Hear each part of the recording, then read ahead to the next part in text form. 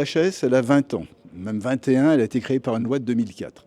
Elle a été créée pour expertiser la qualité du système de santé, mais à des fins de remboursement. Ce qui fait qu'elle a été créée par une loi relative à l'assurance maladie et non pas par une loi dite de santé publique, même s'il y avait dedans, bien évidemment, des dispositions de santé publique.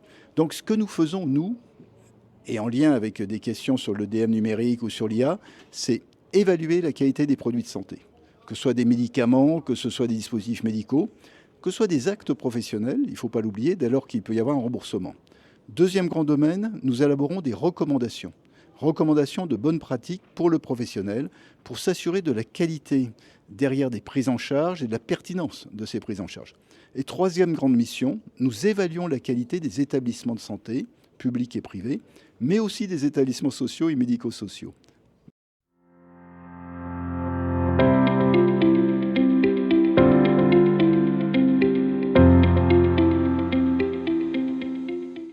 Alors, effectivement, l'an passé, la HAS a rendu 360 avis sur des médicaments.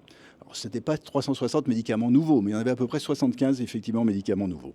A rendu un peu plus de 220 avis sur des dispositifs médicaux. C'est la même chose, on peut avoir des extensions d'indications, de nouvelles raisons de revoir un produit. Et quand on regarde bien, sur les DM numériques à des fins thérapeutiques, elle a rendu 8 avis. Enfin, plus exactement, elle a 8 dossiers déposés, elle a rendu 6 avis, et dont 2 avis favorables, ce qui est quand même, en comparaison, peut paraître faible.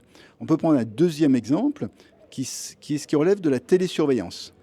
Sur la même période, 13 dossiers ont été déposés, 11 avis ont été rendus, 7 ont reçu un avis favorable, ce qui est quand même un beau pourcentage pour ce domaine-là. Alors, on a l'impression que ce qui relève de la télésurveillance se développe réellement, que le reste, il y a, comment dirais-je, je ne dirais pas un fossé, mais il n'y a pas encore au niveau de la HAS, par le nombre de produits pour lesquels un remboursement est demandé, le nombre qu'on est en droit d'attendre par rapport à ce qu'on entend, je veux dire, autour de ce foisonnement de produits, de ces dispositifs.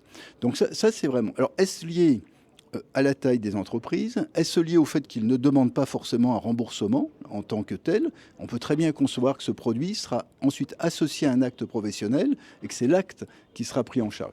Mais toujours est-il qu'il y a un point qui interroge, et on doit, à mon avis, tout faire pour expertiser de plus en plus la qualité de ces produits, parce que c'est dans l'intérêt du patient et aussi peut-être des comptes de l'assurance maladie.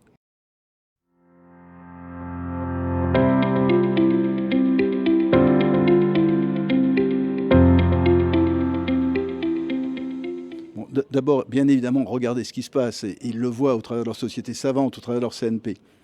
Mais je dirais, c'est pas pour faire de la publicité pour l'HAS, mais quand même un petit peu, regardez les guides de l'HAS.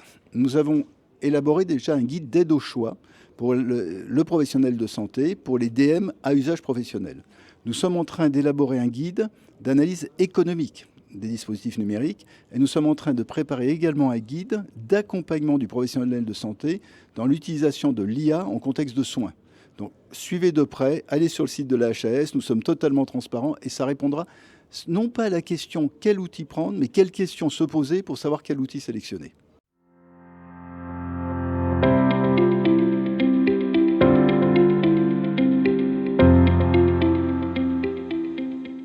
C'est une actualité. Effectivement, alors, ce qu'on appelle le RIHN, vous savez, c'est le répertoire des actes innovants hors nomenclature.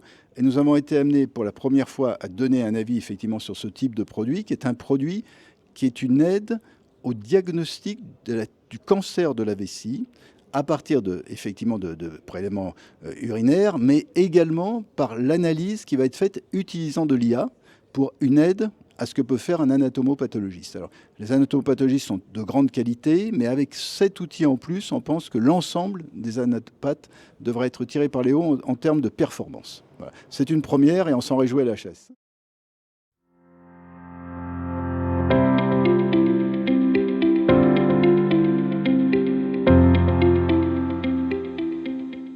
Non, je crois que rester vigilant sur le développement, ne pas oublier les questions d'éthique dès lors qu'on parle d'intelligence artificielle, c'est-à-dire qu'il faut qu'il y ait un moment donné un humain qui intervienne sous la forme d'une supervision, voire de garantie comme dit le texte, mais ça c'est le point qui me paraît indispensable à ne pas oublier.